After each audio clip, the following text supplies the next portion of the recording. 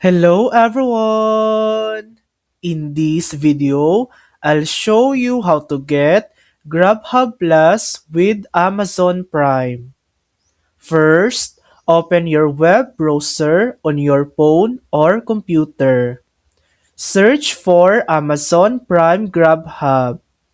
Click the official Amazon website link shown at the top.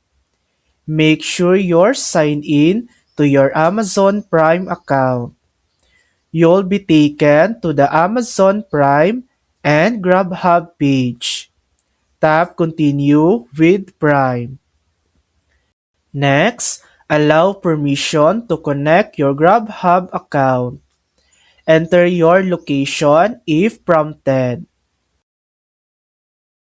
Once completed, your Amazon Prime will be linked to Grubhub, and Grubhub Plus will be activated. And that's it. That's how to get Grubhub Plus with Amazon Prime. Thanks for watching.